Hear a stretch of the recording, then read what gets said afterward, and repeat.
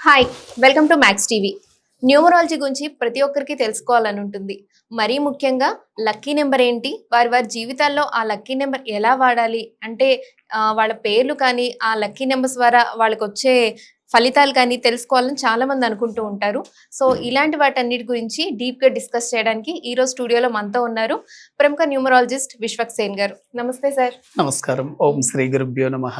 ఎలా ఉన్నారు sir? Fine అండి. సార్, ప్రతి ఒక్కరికి తెలుసుకోవాలనే ఫస్ట్ డౌట్ ఏంటంటే లక్కీ నెంబర్. చాలా ఈజీగా ఉంటది కదా. సో లక్కీ నెంబర్ ఉంటే అన్నిట్లో వాళ్ళు అది యూస్ చేసుకోవచ్చు లక్కీ నెంబర్ అని అందరు తెలుసుకోవాలనుకుంటూ ఉంటారు. సో ఇది ఎలా ఫైండ్ చేస్తారు? చాలా మంది లక్కీ నెంబర్స్ ఎలా తీసుకుంటారంటే వాళ్ళ డేట్ ఆఫ్ బర్త్ ఆధారంగానో లేక జనరల్ గా తీసుకుంటారండి. లక్కీ నెంబర్స్ అలా తీసుకోకూడదు. న్యూమరాలజీ ఫార్ములా ఆధారంగా మీ డేట్, మంత్, ఇయర్ ప్లస్ చేస్తే లాస్ట్ ఎండింగ్లో ఒక డిజిట్ వస్తుంది. దాని ఆధారంగా లక్కీ నెంబర్స్ తీసుకోవచ్చు.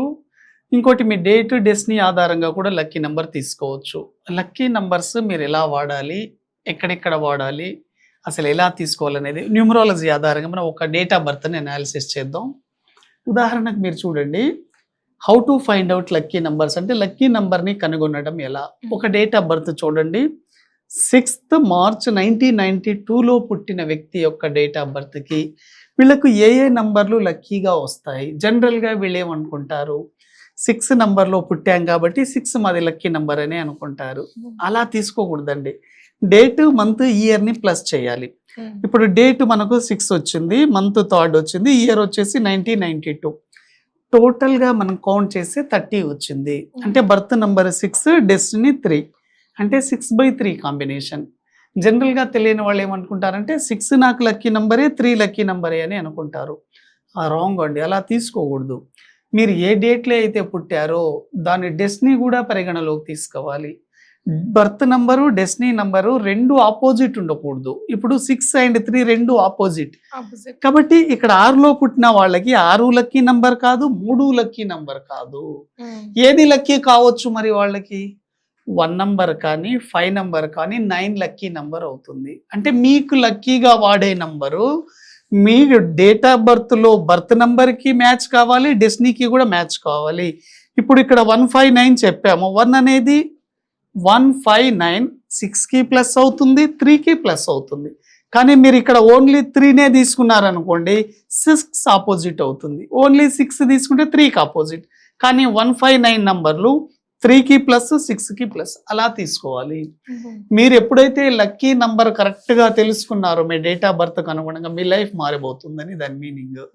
ఎక్కడ వాడాలి లక్కీ నంబర్స్? మెయిన్గా జనరల్గా మనం డైలీ లైఫ్లో వీటిని ఎక్కడ యూజ్ చేస్తుంటాం? ఏటీఎం పాస్వర్డ్లలో, mobile number, PhonePe, Google Pay పాస్వర్డ్లలో, మొబైల్ పాస్వర్డ్లలో వాడతారండి. ఎవ్రీడే మీరు కనీసం మొబైల్ పాస్వర్డ్ 100 సార్లన్నా చూస్తూ ఉంటారు. మీ మొబైల్ పాస్వర్డ్ గనక మీకు అన్లక్కీ నంబర్లో పెట్టుకున్నారనుకోండి, అనుకోకుండా నెగిటివ్స్ ని మీరు ఎక్కువగా అట్రాక్ట్ చేస్తారు. అంటే ఎప్పుడైనా అందరు ఎవరికైనా డేట్ ఆఫ్ బర్త్తో సంబంధం లేకుండా గుర్తుపెట్టుకోండి, మీ ఆల్ మొబైల్ పాస్వర్డ్స్ కానీ, ఏటీఎం పాస్వర్డ్స్ కానీ, అదే Google Pay, PhonePe passwords total కూడినప్పుడు 2 కానీ, 4 కానీ, 7 కానీ, 8 రాకుండా చూసుకోండి. చాలా చాలా డేంజర్ అండి. ఎప్పుడైతే మీ పాస్వర్డ్స్ అన్నీ 2 నంబర్ సిరీస్లోకి వస్తాయో ఇటువంటి వ్యక్తుల లైఫ్ అప్ అండ్ డౌన్ అవుతుంది. డెసిషన్స్ త్వరగా తీసుకోలేరు, ఒకరి మీద ఆధారపడి పనిచేస్తారు, డ్యూయల్ మైండ్ సెట్ ఉంటుంది.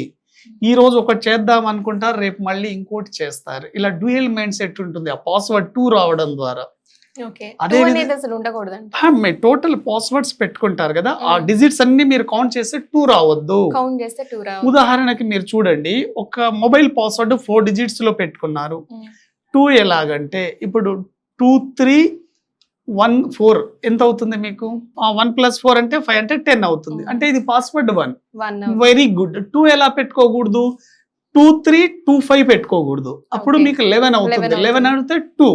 ఇటువంటివి టోటల్ కూడినప్పుడు 2 వచ్చేది పెట్టుకోకండి. చాలా చాలా డేంజర్. అదే విధంగా 4 నంబర్ అండి. మీ పాస్వర్డ్ గనక టోటల్గా 4లో ఉంటే ఆ లక్కీ నంబర్ మీకు అన్లక్కీగా మారుతుంది. పాస్వర్డ్ 4 కానివ్వండి, 7 కానివ్వండి, 8 కానివ్వండి, ఇవన్నీ delay, struggles, disturbances, hard work, financial problems, family problems and employment problem ఇవన్నీ సృష్టిస్తాయి. కాబట్టి మీ మొబైల్ పాస్వర్డ్ని బట్టి మీ లైఫ్ని డిసైడ్ చేసేది మీరే.